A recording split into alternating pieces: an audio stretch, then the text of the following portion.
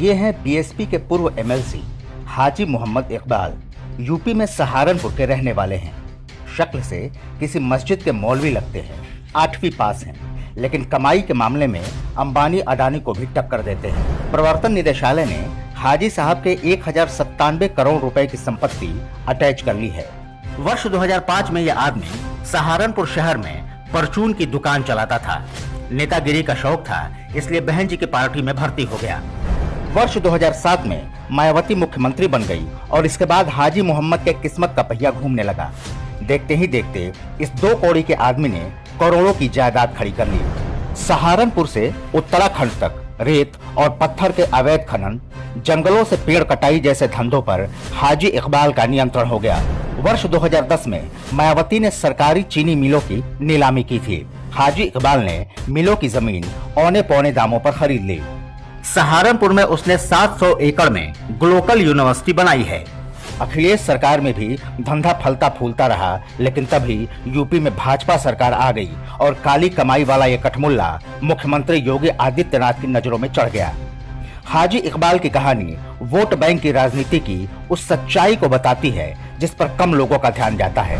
मायावती के राज में अनुसूचित जातियों के कुछ नौजवानों ने सरकारी नौकरियां पाई होंगी, कुछ को छोटे मोटे ठेके भी मिले होंगे, लेकिन असली फायदा हाजी इकबाल जैसे मजहबी लोगों ने कमाया। सत्ता का समर्थन मिलते ही भाईजान सारे धंधों पर कब्जा कर लेता है। फिर वह हिंदुओं के घरों और दुकानों पर कब्जा करता है। कश्मीर से लेकर कैराना तक यही कहानी है।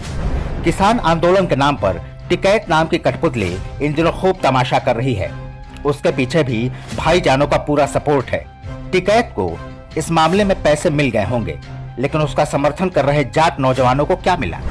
70 साल के लोकतंत्र में यूपी की जाट बहुल मुजफ्फरनगर सीट से जाट सिर्फ भाजपा से जीते हैं। लोक दल की जीत तब हुई जब मुजफ्फरनगर से भाईजान को टिकट मिला। ये छोटी सी बात अगर जाट समुदाय नहीं समझ पाएगा तो आने वाली पीढ़ियां इसका परिणाम देखेगी। 1970 के दशक तक हिंदुओं के स्वामित्व वाले मुजफ्फरनगर के ढेरों उद्योग धंधे आज भाईजानों के कब्जे में हैं। कोई नया उद्योग नहीं लग रहा। जाट युवक सिपाही की नौकरी पा गए तो ठीक, नहीं तो भगवान ही मालिक है। यूपी ही नहीं, बिहार और बंगाल में भी यही हुआ है। किसी न किसी दिन हिंदू दल ने भाईजानों से गठजोड़ कर लिया। हिंदू सरकारी नौकरियों के लिए कतार में खड़े हो गए और भाईजान कारोबार पर कब्जा करके करोड़पति बन गए।